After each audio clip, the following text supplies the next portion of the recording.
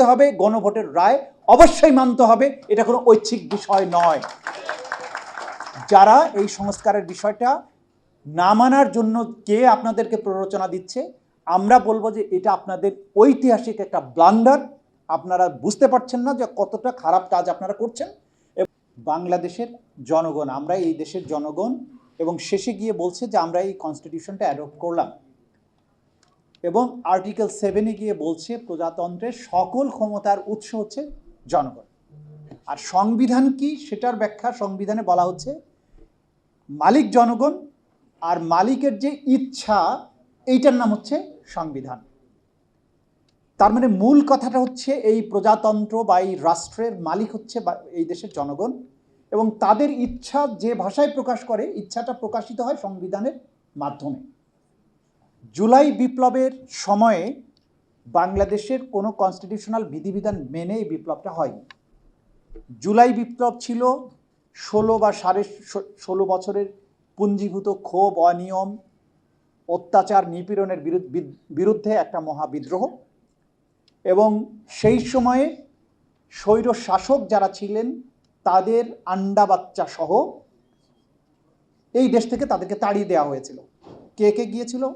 খোদ prime minister, তার cabinet, তার পার্লামেন্ট, তার পুলিশ বাহিনী, তার রাজনৈতিক দলের শীর্ষ নেতৃবৃন্দ, ওয়ার্ড পর্যায় পর্যন্ত নেতৃবৃন্দ, স্বেচ্ছাসেবক লীগ, যুবলীগ, আওয়ামী লীগ, 11 দল, তাদের অনুগত প্রতিষ্ঠানের ম্যানেজিং কমিটি, মসজিদের ইমাম, সব বাংলাদেশ থেকে পালিয়ে ভারতে চলে গেল।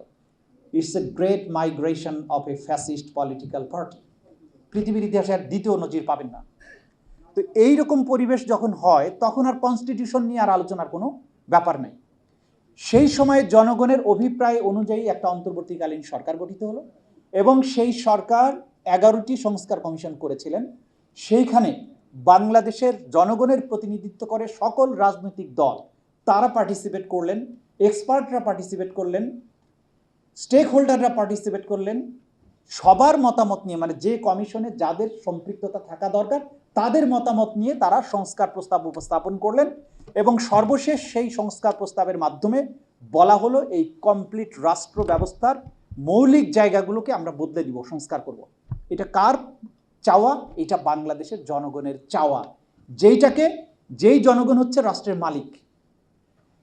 আচ্ছা, সেই সংস্কারের মধ্যে কি কি সংস্কার হবে সেই পয়েন্টগুলো নির্ধারণ করার পরে জুলাই জাতীয় সনদ ঐক্যমত্য কমিশনের মাধ্যমে সেটা সব দল মিলে স্বাক্ষর করলেন। আমরা মেনে নিলাম যে আপনারা সকল রাজনৈতিক দল মিলে স্বাক্ষর করেছেন, মানে আমরা জনগণ সবাই এখানে স্বাক্ষর করেছি, মেনে নিয়েছি। আপনারা একমত পোষণ করেছেন।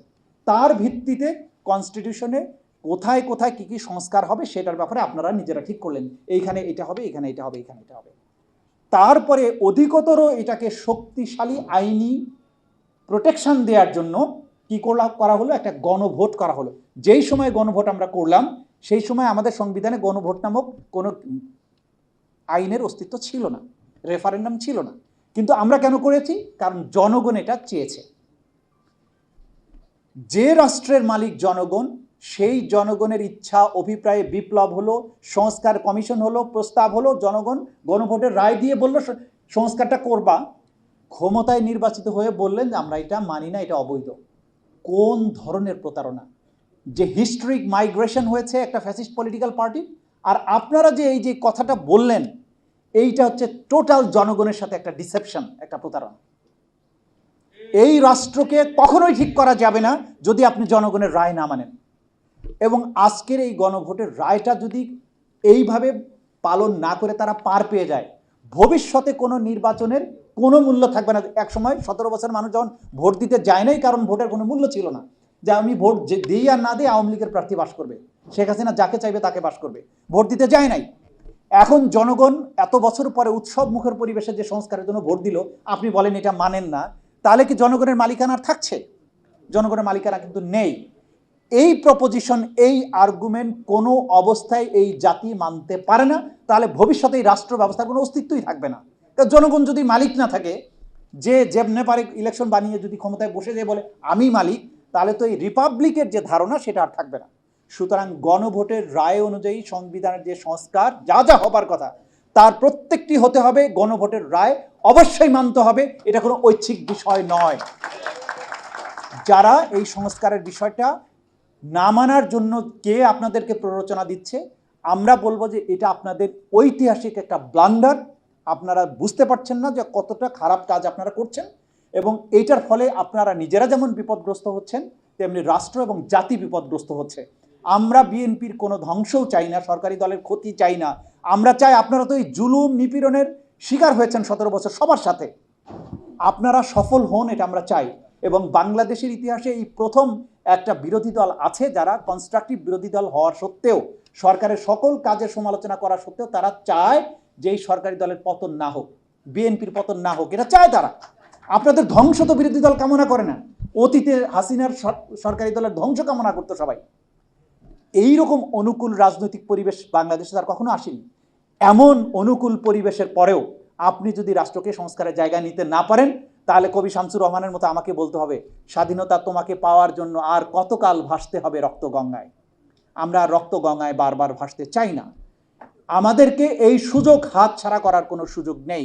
আমরা চাই গণভোটের প্রত্যেকটা অঙ্গীকার পয়েন্ট অক্ষরে অক্ষরে বাংলাদেশে বাস্তবায়িত হোক, এবং এর জন্য আইনজীবীদের দায়বদ্ধতা আছে। আমরা চাই, সময় নাই, স্যার বলবেন, গোটা বাংলাদেশের আইনজীবীরা মিলে দাবি তোলা উচিত, কনভেনশন করা উচিত। যারা ভুল করছেন তাদেরকে আমরা ভুল করতে দেব না। এটা রাষ্ট্রের ইস্যু, কনস্টিটিউশনাল ইস্যু, জাতীয় ইস্যু। গোটা দেশের আইনজীবীরা মিলে আসুন, ঢাকায় কনভেনশন করি, মতামত দেই, সরকারকে বাধ্য করি তারা যেন এই সংস্কার প্রস্তাব বাস্তবায়ন করতে বাধ্য হয়। ধন্যবাদ।